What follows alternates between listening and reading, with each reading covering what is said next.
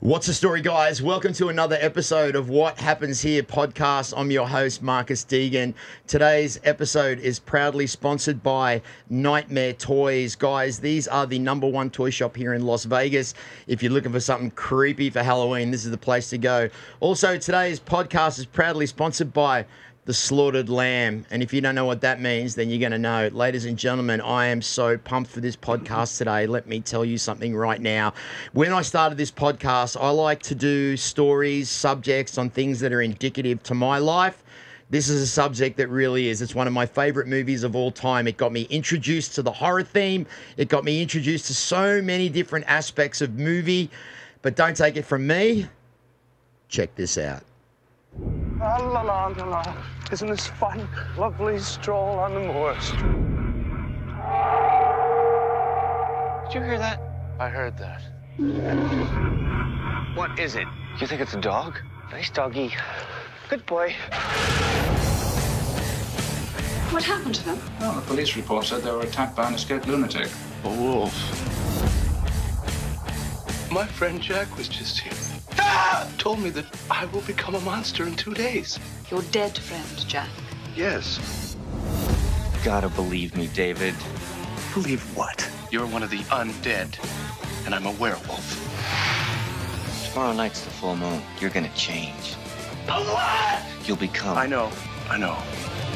A monster.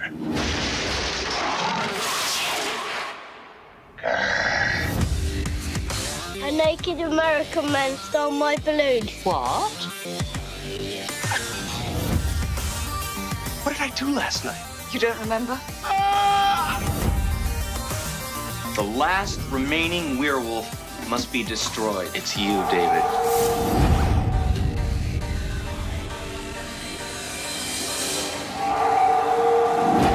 Run! Good Lord.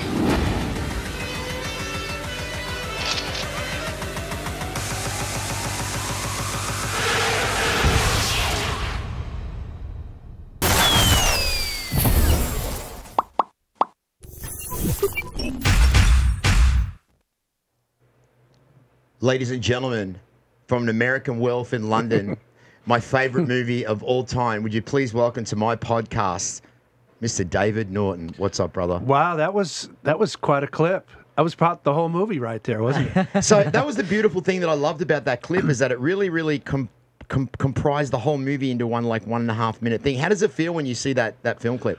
It looks like something that I have a vague recollection of. When was the last time you actually saw that full clip like that, David? Well, I've actually had to sit through the movie. I mean, I know you go, what? Yeah, I had to sit, at a screening where we've had a number of personal appearances and things. Because we're coming up on the 40th, imagine. Is that right? Next year, 2021, will be the 40th anniversary. Wow. And so you'll be seeing a lot of me. Yeah. A lot less of me. So when was the last time you actually saw the full movie in full entirety, sat there, watched it from woe to go? When was the last time that happened? That's been a while. Is that out of choice or like... Yeah, it's... we'll have screenings in actual theaters for people who have never seen the film on a big screen. So, so we'll pack a theater in different places.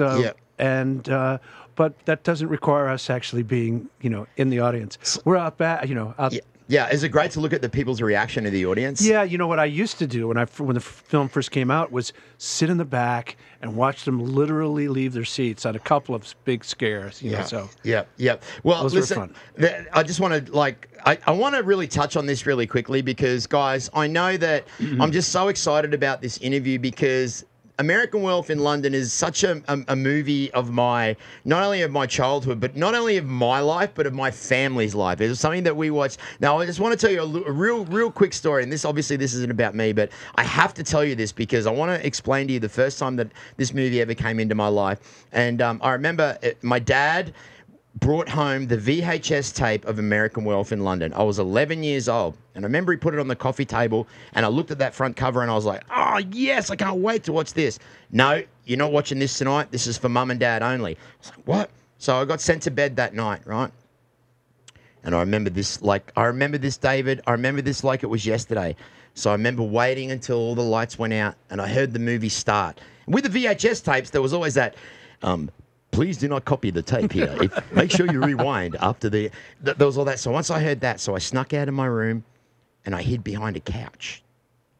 My mum and dad were sitting on the couch and they started the movie. And David, I sat behind the couch that whole movie without my parents' knowledge, clutching 2 pillows at 11 years old, watching An American Werewolf in London without my parents' knowledge. And I still remember that to this day. And I'm 50 years old now. I was 11 at the time. How does that make you feel when you hear people tell you these kind of stories? Yeah, it had quite an impact. We knew at the time we were making it that this was going to scare people. And we didn't know really, what kind of impact. We didn't think, hey, in 40 years we'll be talking about it. Yeah. But certainly we knew it had some scares. And so, mission accomplished. Well, 40 years, we're still here. That's We're right. Here talking about it. And especially for that era. So back in the early 80s, I mean, that's what I wanted to touch on, like back in the beginning of the early 80s when things were kind of, with horror, things were kind of like expressing themselves.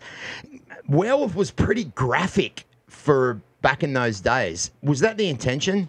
Yeah, John Landis wrote the script, and he did it, as a matter of fact, when he was 21 years old, as a production assistant on a movie called Kelly's Heroes, right. Which was this, he had just a chance. He was over in Europe for the first time, and he got a chance to think, wow, werewolves, maybe this is where they're supposed to be, from this area of Eastern Europe. Yeah. So, but because of the success of his films, Animal House, The Blues Brothers, Kentucky Fried Movie, these kind of comedies and, real raucous, lighter films. Yeah. He wanted to make sure people understood that this was supposed to be scary. This is not a spoof or any kind of a comedy. This is going to be a horror film. And so he made sure of it. So that was the distinction that people couldn't quite make, because back in those days it was like, hang on, it's scary as hell, but wait a minute, this is really funny as well. So initially it was supposed to be a horror movie that kind of draped into a comedy, or was it the... Well, John's a funny guy, so he has a real keen sense of humor. He, everything he finds humor in everything. Right. So even in this, horrific tale, which is somewhat of a tragedy from my point of view, of a guy who's not going to survive, something that's happened to him. He's an innocent victim in a sense. Yeah. But he just has a funny way of looking at things. So he certainly put a lot of humor in it. The relationship between the two guys was real jokey, and you take the audience down that path only to make a quick, left turn. And I suppose a lot of people didn't understand that the subtext of that movie is that David was concerned for the people that hadn't become victims of this werewolf yet. That's kind of the subtext of the story. And as you said, there's a lot of stories that are mixed in and out. I want to introduce to you my co-host here today, everybody, my main man, Matthew. How you Not doing? only is the #1 culinary chef here in Las Vegas, but he's also my co-host here at What Happens Here. Now, the other day, I actually showed Matt the movie, because he's only 30. He had not seen the movie. Do we have that? Can we play that clip of me? This is the first time he's seen the movie. I'm secretly recording him. What? That is sad. Oh, my God. Oh, man. How good was that? How good was that? Dude, that was ridiculous. Fucking The scary. quality on that for that year, that's insane. Do you like it? I'm clutching the pillow like See you what were I've at seen? I was going to say, 400 just times. same pillows. I was sweating. I was sweating. Oh, my God. So, I mean, there you go. So that just goes to show you, David, in 2020, we're playing the werewolf scene, and it's having the same impact effect as what it did back then. You want to talk about that? It was incredible. Excuse me, it was incredible. How did you guys do the CG on that? Can you give us any stories? There is of that? no CG. That's all practical makeup. Rick Baker was the makeup artist hired by John Landis. They had worked together years before. He's always just been, an amazing artist, really, a sculptor as well as painter. So he did the makeup, which means what you saw actually was filmed. It wasn't. There was no trick. There was no. It was certainly way before any sort of CGI. Yeah, and how did you get the hands to grow? That takes a lot of concentration. Let me tell you. No, again. He and his masterful assistants, and he was teaching a lot of young guys how to do this. But they basically made a mold of my arm as well as my head and my legs to get actual dimensions for the transformation. But this was an arm that they built which had, so when I was like here, and then they held up the fake arm in front of the camera, so you can see where they cut the lens. It looks like my arm. It looks like exactly. Yeah. Except this one happens to stretch. Yeah. Right. Well, see, that just goes, was the craziest part. That just goes to show you. That's just props to Rick Baker right there. So this guy is of the younger version of the movie, and the first thing that he said to David was, how did they do the CGI effect? Well, back in those days, it wasn't CGI. It was puppets. It was sculptures. It was original monsters that were used for these movies. Do you think that way of doing monsters is way more effective than the CGI of today? Well, this whole thing, this was the time when the Academy of Motion Pictures actually recognized, wow, this guy Rick Baker is special. So they created the category for special makeup.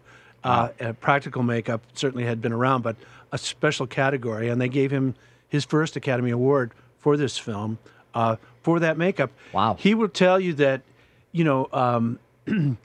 there's a lot of artistry in the digital part of it, in the digital creation, but the practical makeup is really where you can get in there and sculpt every little detail from the beginning to the transformation. And, I think looking back, he thinks it's somewhat primitive in the work that he did, even though it is really mind-boggling. And, just to be a part of it, watching what was happening, we had no idea as actors going, wait a minute, it just says in the script, he turns into a werewolf, Yeah. Wow. That took hours. It took weeks to prepare, and many months, really months for him to make all that stuff to happen. So was acting in the movie, that wasn't as strenuous as getting ready for the makeup and being in makeup for like hours and hours a day? Was that the hardest? Yeah. That was the hard part. What we actually did was we shot the entire film, wrapped everything, and just had the transformation left for it was May and Rick and his little band of merry men, and John, and in a very small crew. So we just shot the transformation, as they say, at the end, primarily because he needed the time to make sure that everything was working. He didn't know how it was going to look. They had to shoot it on film in bright daylight. This was in an apartment. It wasn't like in the woods and you can't see shadows. This was pretty much the intention was for you to see exactly what's happening, and that was a challenge. It shows the brilliance of John and Rick by kind of like having a vision that wasn't really known, and then all these years and hoping it works. They really didn't know. So John, it's funny, between John and Rick, there's like two brothers. Rick would spend all this time, and we would shoot at just a segment of that transformation, and then 15 minutes later, John would go, "Okay, that's it," and Rick go, "No, wait, there's got to be another angle." He goes, "I got it. I got what I need."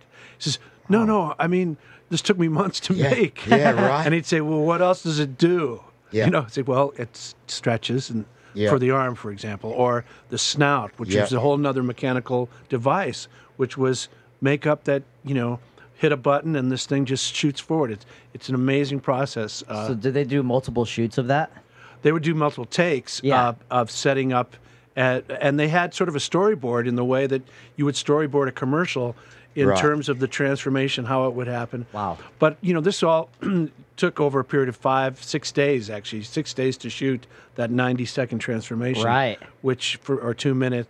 But for me, was hours in the makeup chair. Now, was that an actual apartment in England, or was that just the set? Well, let's see. There were two. We would use a real apartment for the exteriors, trying to get in the building.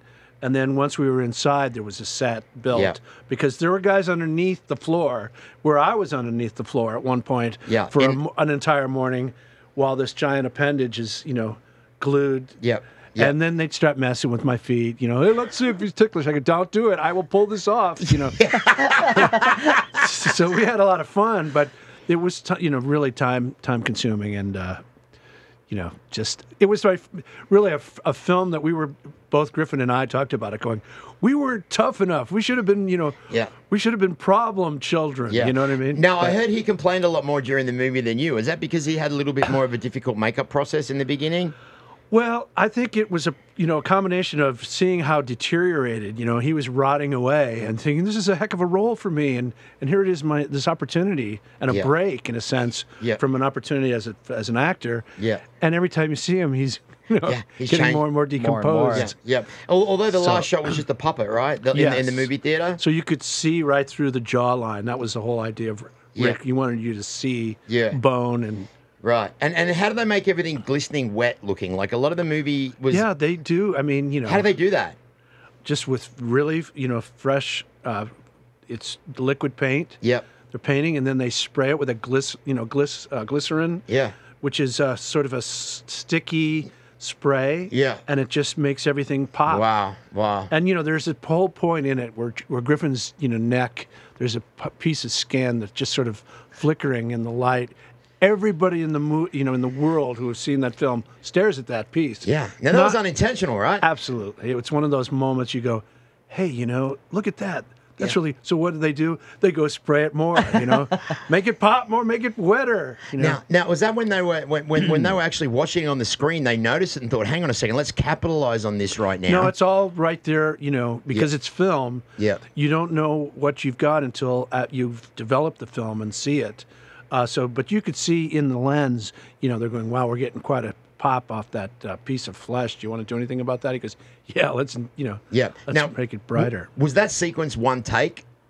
As far as, did you just shoot that all in one day, or did you have to come back? Because it would be pretty hard. Well, that part for Griffin, that was one particular day in which he was there talking to me in a hospital bed, and he had a very elaborate makeup. So they'd call us, way early before the crew call, because Rick would start his makeup process and not be rushed. So we'd be all morning, 5 a.m. till like noon in makeup, and then around a 1 o'clock crew call, and then shoot at 2 o'clock. Yeah. So by 2 o'clock, you still had a full day. Yeah. You're going, okay, now we're going to make this thing work. Right. Now, what was the entirety of the entire shoot of the movie from woe to go? It's like 12 weeks, right? Yeah, 10, 11 weeks. Is that quick normally for a movie? Extremely fast. And why is that? Because you guys are one-take wonders, or you got? What? Well, there was sort of an urgency to get this movie out. Right. The Howling was being made. Yeah. This was the werewolf film that had been floating around Hollywood as far as nobody approving the green-lighting the script is per se, but. So there was this interest in who's going to have the first werewolf movie out. And so we had that. But from the time we started in England, actually we started, if you can imagine, October, meeting with Rick in California to start the preliminary makeup. Then we bring everything over, start shooting in February, finish in April, movie comes out in August. Wow. Damn. And so they're editing as we're going. It was a rush job. Now, what's the weather like that in the beginning of the England? year? Yeah. It's terrible. Okay. So that was real weather that you guys real England, real weather, Yeah. freezing my butt off. Yeah. What was the temperature? Do you know the temperature? It'd be 40s and 50s and Wow. wet, drizzle, rainy. Because I always thought every time I was in England, it was like a black and white movie. Yeah. Just like Yeah, it's grey, right? Yeah, grey. Yeah. It's so funny, you mentioned about the bit of skin dabbling in the beginning there. Also, there's another part, like right at the beginning when you guys first get off the sheep truck and you're walking down that road there, and Griffin Dunne is wiping snot and actually sniffling snot from his nose. Now, a lot of people don't know this, but unless you're a huge fan like I am. How do you know this? This is funny. I know, right? The fact that that was actually a real part of the movie. It was so cold that he was sniffling and sniffling the. Plus, we were actually, there's a scene there where we're cracking up. Yeah. And they just kept rolling. So there's this sort of an acting 101 is you never cut. Yeah. It's the director's idea. So you just keep going, even if you're screwing up. In your head you're going to go, I know they're never going to use this, but I can't stop, so I'm going to continue until he cuts. Yeah. Well, he didn't cut, and Griffin was losing it in that particular scene, trying to tell a story about a girl, and I'm giving him the look, and we're both trying to keep from laughing. He's laughing and literally. Now, was that talking about the girl that you love or the girl that you just want to fuck? Yeah, that's it. Yeah. And he's losing it. Griffin's losing it, and it ended up in the film. I mean, that's just that was one of the first things I noticed too. When it was so cold and he was sniffling, and I was like, that almost can't be makeup. Their noses are red. Yeah, and he actually did bring that up. He's like, is that makeup snot? I'm like, no. Yeah, that has to be real. That's real stuff. Yeah. So is that amazing? Is that amazing to you that I actually picked that up? You knew that. Yeah, that shows you how much of a freak I am. Well, there's this guy Paul Davis who wrote a book called Beware the Moon. I don't know if you've seen this. There's a hard copy, and they sold those all out. And now there's still some soft copies coming out. Yeah. But if you look, Paul Davis basically, on his own dime, researched the film, talked to everybody who had anything to do with the film, and went to all the locations, and he basically talked about the making of this movie. Gotcha. So he presented it to John, And Linda said, "This is incredible. What do you plan on doing with it?" He goes, "Well, I don't know." He says, "Well, we'll put it in as a bonus feature in the next DVD release." So there is a net, in one of the newer DVD releases, Paul Davis's Beware the Moon, and it's almost as long as the movie. Wow. But it's pretty Gotcha. interesting in that he details it, and then the hardcover book comes out with all these photos that Rick supplied, all the stuff that was unused, not necessarily clips of film, but photos and things. So he was such an authority on it. He goes, "Now, on this scene in the movie theater, that was the day I was born." I go, "It was March. It was March 14th. That was my birthday, and you shot this scene there," because he had the entire schedule. Wow. I go, "Paul, get a life. Yeah. Come on." So Wow. he's gone on to do other things. I think he featured Lost Boys. He did the same thing. Yep. In-depth research, all sorts of stuff, and stories as well as memorabilia and so on. Yeah, and they go to the different locations and do facts. But that must be pretty special when People do that now with this movie. If you can imagine, people go to England, and part of their vacation is to go visit all the locations from American Werewolf. I mean, I would totally do that. I've always wanted to go to England. there are He's people- been many times. There are people on YouTube going, I found a new place. They go, "This is actually the hospital," or the pub, or the whatever. Yeah. Oh, the pub, is that an actual location? There were two. We had a set, and we also used a real pub. Yeah. Now, do they Okay. still call it the Slaughtered Lamb? They would have. No, but here's a funny story. In New York, there's a restaurant called the Slaughtered Lamb, and it's sort of a homage to this movie. So, gosh, it's got to be 20 years ago. I'm in New York, it's down in the Greenwich Village, and I go, "There's the Greenwich. Hey, look, there's the Slaughtered Lamb. Come on, let's go in." I'm in with a friend. We go in. We can't get waited on. We can't get a table. No way. I swear to God. Get We're out like, of here. Hello. No way. So we finally went, I'm that guy. we're out of here.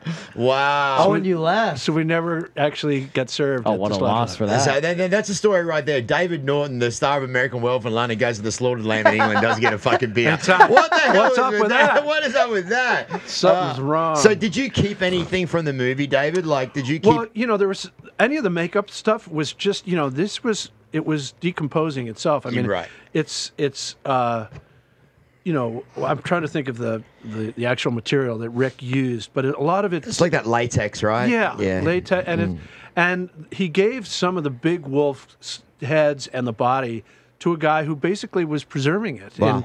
in like his own little museum. Joe Rogan's got one, doesn't he, right? He has what someone went on to make Right. these things. That looks exactly like But the it werewolf. looks like one, yes. Yeah. And it's a big, giant. It does. I stuff. never thought of that. It's enormous. Yep, that's the same one. Yeah. But that's it crazy. was none of those were in the film. Those were Right. all. Yeah. Some of the original stuff. The pub sign was the big thing that we wanted. Both Griffin and I did the Slaughtered Lamb pub sign. You get But that? John got, of course. But I have these little replicas now. Yep. Which you can buy. So how's this? Where I'm in England last year or 2 years ago at a big show, and a guy comes in with this garment bag. He goes, "You never believe what I've got here." Did he say it like that? With his shoulders He's going like, "Oh!" I go, "All right, weirdo, what have you got?" So he unzips it, and it's the parka. It's the red parka that I wore. And he My goes, Lord. Yeah, he goes, "Would you wear it? Would you put it on?" Well, it so happened it was the hottest week in England. This is 2 years ago, in 2018. I go, "I'm not putting on that parka in this building where they go, 'We've got air conditioning.'" "No, you don't." So he says, "But this is cool." I said, so I bring out a pen. I go, "Where would you like me to sign it?" He goes, "Oh, no, I don't want you to sign it." I go, "Okay, buddy, that's your choice." Yeah. Why would he not want So that it was- signed? It was the actual red It was parka. the parka, and the story behind it was, after a film wraps, sometimes they let the wardrobe, they sell it to the crew or whoever wants it and so this happened to be a very practical, warm parka. A guy from the crew buys it, and he's wearing it on another movie. And the guy goes, "Wait a second, that looks familiar. Where is that?" He says, "I got it off American Werewolf in London." He says, "I'll buy it from you right now." Wow. So he bought the parka, and it has some damage on it because it was... That was the question. Has it got the rips in it? It had a little damage in it from the guy working on this other movie where he's clipping. He was an electrician. Wow. So they got the parka, gave it to the guy, has it dry clean, brings it to me, and I don't get to sign it. Wow, that's amazing. He has the red parka, but at the end of this podcast, I'm going to get a clip of David Norton's hair. So, I beg your pardon? We didn't talk about that before. Yeah. Hopefully, pressure him into it. Let me look through my text. Where did that come up? That wasn't in the contract. Well, you know, it's obviously the movie's. It's called a cult classic. One of our buddies, Matthew, who's a huge American Werewolf in London fan, he wanted to come on today. Matt, did you have any questions that you had for David that you wanted to ask, brother? I just wanted to ask you, David, when you were doing American Werewolf, did you ever, like, in any days, like while filming, did you ever get like a little frisky with that female cohort that you had, the little English lady? Oh, Jenny Agutter, the nurse. Yes. Yes, try to take it off screen, as they say. Did it work? No, that's just it's unfortunate that it's just didn't happen. Yeah, his wife's listening right now. No, I mean, the reality is, she's an actress. Yeah. And she was a good sport. Mm-hmm. Yeah. Because she was the only, really the babe of the movie. We're all, so she, a lot of testosterone on the set. Total babe. Yeah. On the set. By the way, total babe. But to think that you have a shot Yeah. is a delusion. Yeah. That even I'm going, no, come on. We're actually going to be making love, so maybe we should get a hotel and practice. See, when you're 11 years old and you're watching that scene in a movie, I have to say that I'm glad that I had two pillows, because one was to bite on because I was scared, and the other one was to hide my boner. I know. I will say, and it was also the first time that I ever heard the word fuck used on camera, and the C word as well, which was also all these new things of growing into boyhood. I don't even think I had pubic hair when I was watching this movie. But anyway, let's get off the subject. Speaking of boners, honestly, in that scene, were you hard at all? Like, she's beautiful. I mean, we went there. We drove down that road. We might as well go all the way. Well, so. see, here's the thing, Matt. He's a professional actor. Correct. You know what I mean? It's so... it's kind of like being at the doctor's office, Okay. It's sort of like the... Too nerve-wracking. Yeah, it's like if you're at the doctor's office... It's embarrassing when you get hard at the doctor's office. Yeah, and can you go in? It's like the guy that goes into the doctor's office. Especially if it's a dude. The guy goes into the doctor... How do you know? Really, I mean, it just reminds me of the guy who goes into the doctor's office and the doctor says, well, for one thing, your health's pretty good, but you got to stop masturbating. And he says, well, why, doc? He says, so I can finish the exam. But the reality is, there are other people in the room, and you're making a film. Right. So the priority is there are lights, there's things, there's a boom, with sound. Right. There's a skeleton crew in there. Yeah. And there's this gal who's petrified. Yeah. Yeah. So the main concern is getting the shot. Yeah. So the idea of being aroused is you're kind of just not in an amorous mood. You're really making a movie. Right. Yeah. Yeah. Speaking of getting the shot, so during that scene, did Dr. Pepper drop your sponsor because of that? No, no. I had been with Dr. Pepper for 4 years as their spokesman, singing and dancing, and we had a great relationship, and it would have continued, except that I thought about it later going, wait a second, I probably could have gone 8-9 years, but I just basically wanted to move on, because there were so many, you talk about typecasting or being so associated with a product that you can't really do other stuff. This was a departure for me, this film, and what I was, hoping and planning to be other kinds of movies and other kinds of roles. So I was just trying to put that role behind me. So, but somewhere somebody thought, hey, I bet because that movie was so, rated R. In fact, it's really the opposite. If people can jump on, any sort of notoriety or publicity that you get, if you happen to be under contract with them, they will, they'll utilize that. I'm thinking of like, J.K. Simmons, who does the big, what do you call it, insurance. With Farmers Insurance, okay. The guy. Yeah, Farmer. Yep. No, he goes out. He won an Oscar for that movie.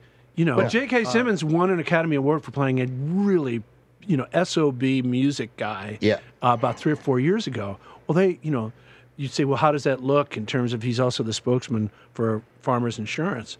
They go, well, they just love it. They just eat that up. So I think that it's the same sort of idea. So it wasn't because of that movie. It wasn't for the film. I had just already left know, saying I probably wanted to move on.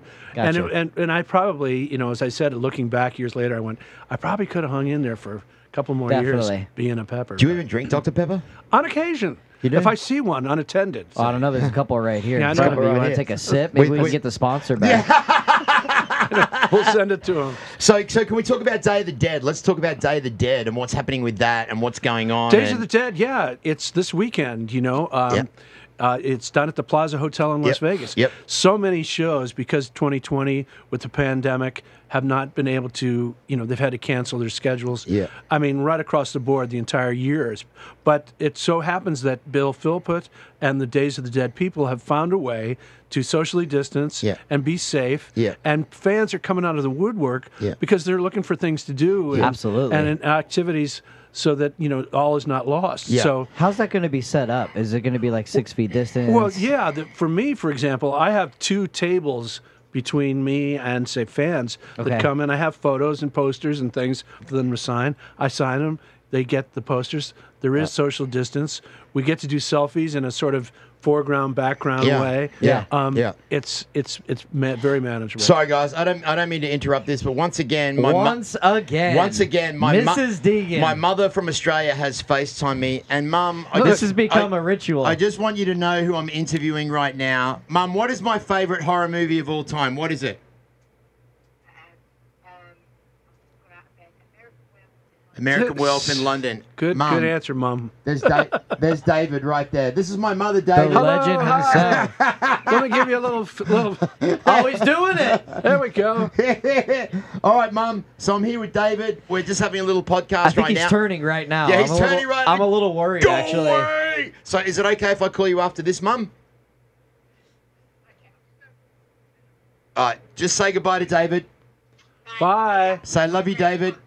Loved you, David. Say it, Mum. Say it, Mum. Say I love you, David. The nude scene. So I love. Okay, all right. I'll talk to you soon. The nude scene.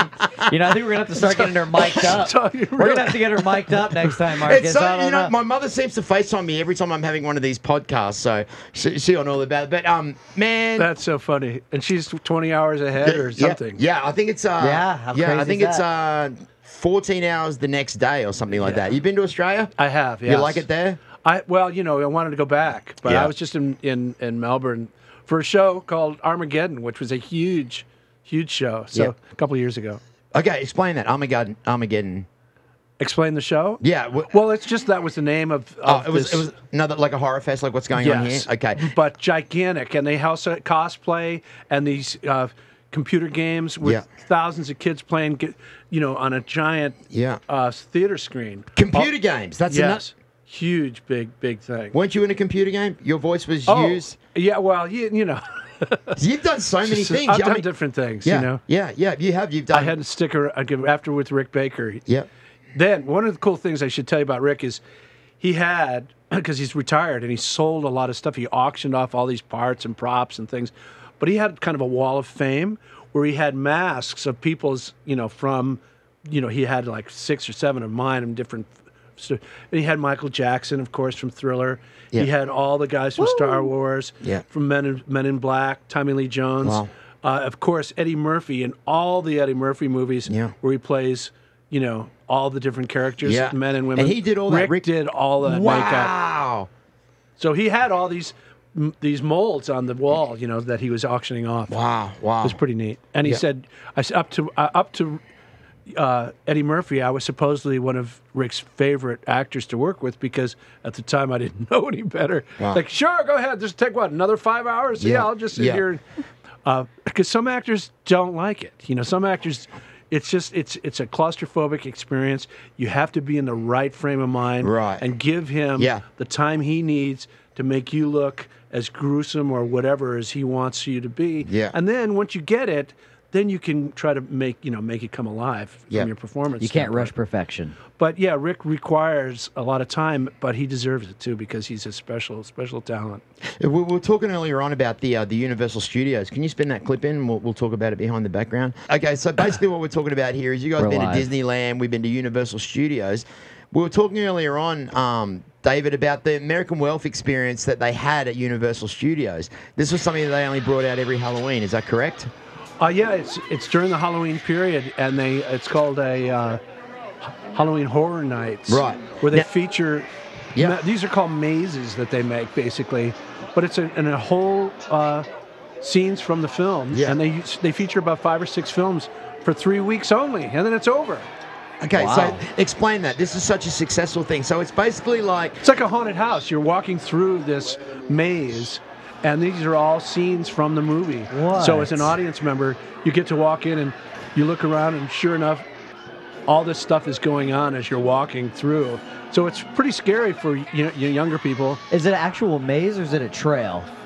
It's a maze, like a haunted house. Yeah. It's probably, I don't know how many square feet. That looks incredible. Now, is this the first time you guys had seen this? I've never seen this. Okay, I don't know why they don't have it on. So, David, this is the first time you, Rick, and John had gone through John had been through it, of course. Yeah. Well, this is great right here. And so pretty much what you're seeing here on the screen, guys, this is like, as David said, it's a haunted house version of the American Werewolf in London. There's and they hire actors, and they jump out and try to scare you, and they had the music and they had the sound effects. Now, and there's 5 or 6 wolves, which take a lot of time to make. Right. And they're mechanical, so they do things. They rush out at you. So this was, this one maze had to be, a couple $1 million to make. Wow. Now, do they have to get approval from Rick and John Landis for this, or can they just go? Like, it's Universal. It's Universal, so they can do whatever. It. Yep, they can do whatever they want. Now, this kid, I was trying to get his attention. Yeah, it's like, hey, that's me. Yeah, you're stealing my shit. And they were just looking at us like, like who the fuck is this guy? Yeah. Oh, that's insane. Yeah, so. That's the movie theater scene right there. I mean, look at the werewolf is pretty much very good. I mean, you can see you there. You're just like happy as. You are thinking, wow, loving this. This is amazing right there. You get all these kids screaming and the terror scream. So this was one of the most popular, Wow.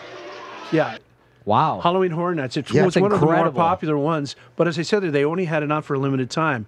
They did it again in Orlando for Universal there, and again, limited time. 5 nights a week. It's open, and the lines are just down the block. I mean, trying to get through this. Why wouldn't you keep that open? That'd be something that, especially with this time of the year right now. If you did that in Las Vegas at one of these casinos here, that would kill it. They would kill it. I know. A fortune. They would raise a fortune. Yeah, 100%. Now, is this mainly what you do now, David? Do you travel around just because of this one? Like, what's your? It's sort of funny. Yeah. No, it cracks me up. This is all I do. I just look for podcasts around America. That's right. I didn't mean the actual podcast. I meant your presence in this industry is so prevalent. Is this mainly what you do? One of the things is horror as a genre is the people are so loyal. There's a huge fan base for horror films. So one of the reasons why horror films can be made and you can get financing for horror films, unlike other independent films, are because of the fan base. There are people who will see it. Yeah. So these shows, these horror conventions, per se, and particularly this one this weekend, Days of the Dead, which is, by the way, at the Plaza Hotel, downtown Las Vegas. Day of the Dead Plaza Hotel is going all weekend. David Norton's going to be there taking pictures. They're going to be saying hello to all the fans. Any questions you want to know about the movie? Who else is going to be down there, David? Well, they can go to the daysofthedead.com. Because sometimes not fans, but the celebrity guests drop out because of this time, because of the situation that we're in with the pandemic. So I don't know exactly. Danny Trejo is one of the big guys who's going to be there. Yeah. There'll be a number, probably 25 of guests. Yeah. Oh, hello. Yeah, I'm starting to feel a little funny. Yeah. Sorry, he didn't mean to call you Meatloaf, Jack. That is definitely a crispy meatloaf too. That is definitely. Now there's no little bit of skin flickering down here, but I just want to let everybody know. Look at that. And you see how claustrophobic it is just to be inside. Yes. That. Yeah. It's not, Now, how's the quality of this mask right here, David? Give me your professional opinion on the quality. I think it's really good. Yeah. Okay, guys, for those of you, there you go. There's David Norton just said the American Werewolf in London mask from Nightmare Toys on Commerce here in Las Vegas. We're going to put all the details of exactly where you can get. As you can see, my main Matt, he's wearing the T-shirt right there. All the toys that you see scattered around the podcast room here are all from Nightmare Toys. It's a brand new toy shop. It's got some really, really cool things. As a matter of fact, all of these little What do you call these? I don't even know what you call them. I don't know. It's kind of a little werewolf mask decal. Well, these are all part of the movie. We're going to give a couple of these to David. So thank you very much, Nightmare Toys. We're going to come down there, guys. We're going to drop all of their information at the bottom of the podcast. That looks good, man. You know what you have to do. Kill yourself. You have to kill yourself. Can we do a line from the movie? I didn't mean to call you a meatloaf, Jack. You're gonna turn into a werewolf at midnight. Oh, that's what they all say. Yeah, that's not actually not a part of the movie. That looks good. That's good that you can make it up. That's good. Emmy, any other questions? You good? You good? All right. So, David, Day of the Dead this weekend at the Plaza Hotel. You're going to be down there all weekend. What's happening after that? Is there anything else that you want to plug, that you want to talk about, you want to promote? Well, there's always things going on. I have a couple of projects that's still too early to talk about. But yeah, it's just it's a great time to be in horror. I'll never leave the genre. Yeah, no, I hope you never do, because. But there were times where there were films that were coming at me afterwards. Where it was like, no, I've done transformations. Yeah, I've played creatures. Yeah, and they wanted you to do that again. Of course. But you would never do that again, right? It's like Michael Jackson would never do Thriller again. Yeah, it's kind of like, when you work with one of the best, certainly Rick Baker, and it's funny because over the years in different makeup artists and television shows or whatever I've sort of guest starred in, the makeup people all know Rick Baker's work, Yeah. And so when they come in and I sit in their chair, they go, they feel intimidated to put makeup on me because I've had it done. You've had it done by the best, yeah. So it's a really, the bar was set very high. Yeah. And so I'm not looking to play those. Plus, it's just so time consuming. Yeah. To sit in makeup. Yeah. But you know what? I've got to say, David, I think that the fact that you played that character in that movie, you would never have to play anything ever again, because. As far as I'm concerned, you reached the pinnacle when it comes to this kind of industry. Guys, I just want to say, I always mention this when I talk about my podcast. When I started this podcast, I just wanted to talk to people that were interesting in the sports world and in the entertainment world. I wanted to reach out to people from my past, things that were indicative to my life. American Werewolf in London has been such a huge... Not only for me, but I can't express how much it means to have David in here right now on my podcast talking to me, because it's just I literally I'm very starstruck. So first of all, I want to say, man, thank you so much for coming on. I know there's a lot of filmmakers and actors out there in the world that are huge fans of yours. We like to finish every podcast with a positive note, a positive word from our guests. If there's something that you could say to maybe actors or producers or makeup people out there that are looking to make it in the world, any advice you could give? I just, follow your dream. That's it, because you're making it. You are definitely making it. There you go, ladies and gentlemen. Thank you, Marcus. It's been a lot of fun. Hey, thank you very much, David. Thank you very much, Jack. I'm turning. We can't hear you under there. Thank you very much, Emmy. Ladies and gentlemen, here today on the podcast, the star of the American Werewolf in London, my good friend David Norton. We want to thank you very much for coming on. David, thank you much. You're making it, and you always have been. Let's pump that music up and dance it out!